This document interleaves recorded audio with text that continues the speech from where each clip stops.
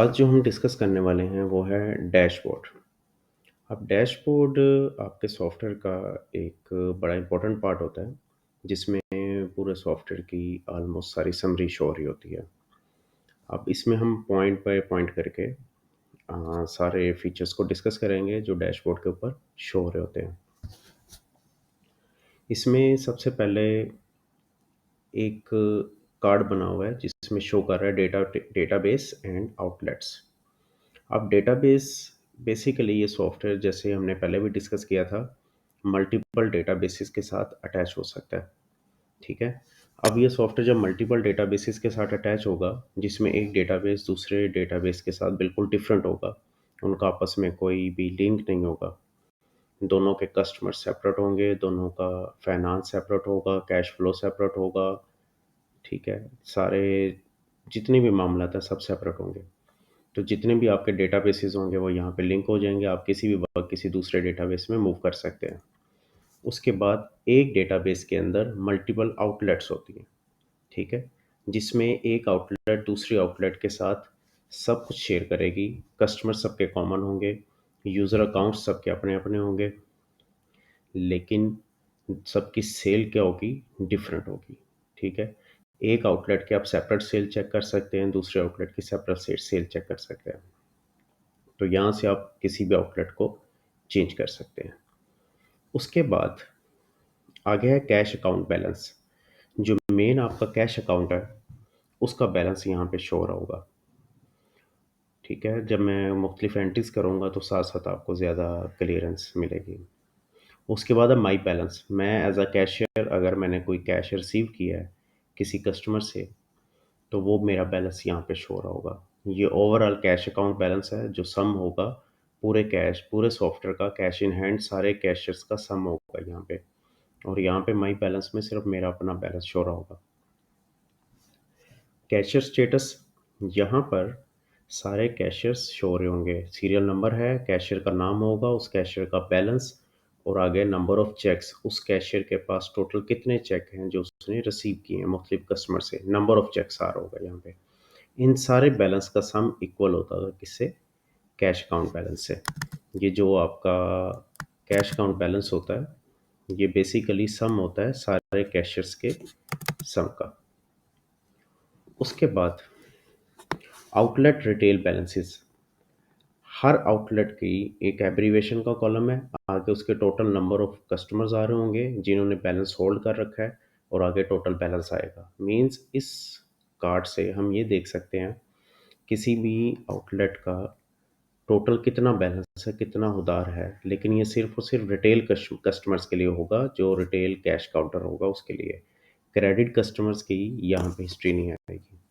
उसके बाद logged in user हैं, इस वक्त कौन कौन से यूज़र सिस्टम में लॉग इन हुए हुए हैं। ठीक है। और सीरियल नंबर है, यूज़र का नाम है, उसका फुल नेम है, आगे उसका स्टेटस है कि लॉगिन है। अगर आप चाहते हैं कि उसको लॉग आउट कर दें तो यहाँ से आप उसको डबल क्लिक करके उसको लॉग आउट कर सकते हैं। Are you sure to log out the selected user. लेकिन इस लॉग आउट का मतलब ये नहीं है कि उसका सिस्टम चलना बंद हो जाएगा, बेसिकली उसका स्टेटस लॉग आउट से लॉग इन हो जाएगा। उसके बाद राइट साइड पे अगर आपने किसी इनवॉइस का डुप्लीकेट प्रीव्यू लेना है, सेल इनवॉइस का, उसके सीरियल नंबर यहाँ लिखेंगे। परचेज इनवॉइस का प्रीव्यू लेना है, यहाँ पे परचेज इनवॉइस का सीरियल नंबर लिखेंगे। परचेज ऑर्डर का प्रीव्यू लेना है, यहाँ पे परचेज ऑर्डर का सीरियल नंबर लिखेंगे। Payment voucher, check history, check voucher और बारकोड, किसी आइटम का बारकोड प्रिंट करना है तो यहाँ पे उसका बारकोड टाइप कर देंगे।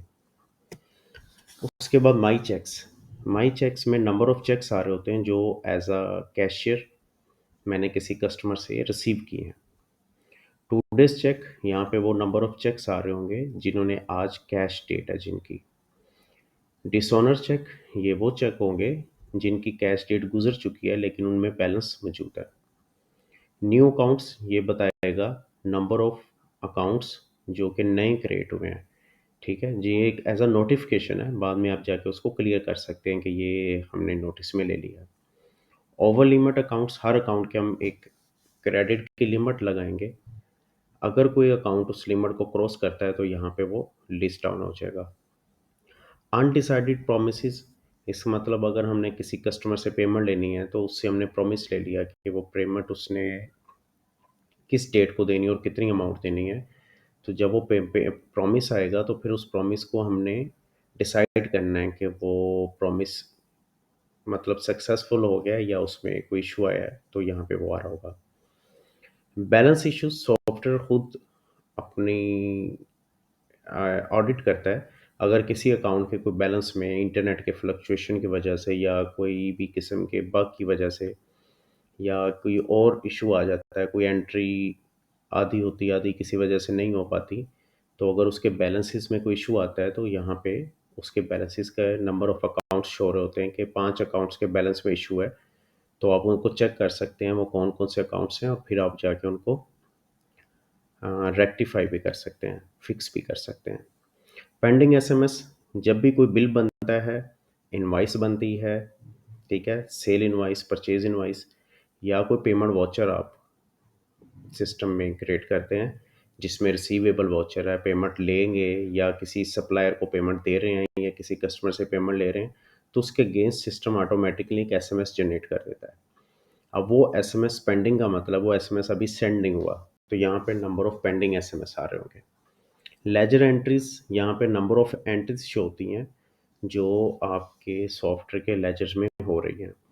कोई भी एंट्री लेजर में होगी, वो यहाँ पे लॉग हो जाएगी। ये सिर्फ़ नोटिफ़िकेशन के लिए आप यहाँ जाके उसको चेक कर सकते हैं, वो कौन-सी एंट्री हुई है और सिर्फ़ उसको क्या कर सकते हैं, यहाँ से क्लियर कर सकते हैं। ये सिर्फ़ एंट्री होने के बाद यहाँ बताता है।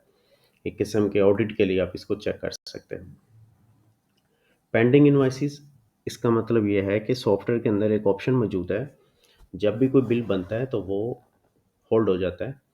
आप उसको ड्राफ्ट के तौर पे सेव कर सकते हैं और बाद में उस बिल में आपको मुकम्मल इन्फॉर्मेशन नहीं है या मुकम्मल आपको अभी आइटम्स ऐड नहीं की, तो आप वक़्ती तौर पे थोड़ा-सा बिल बना लें, उसको टेम्परेरी सेव कर दें, वो यहाँ पे आ जाएगा।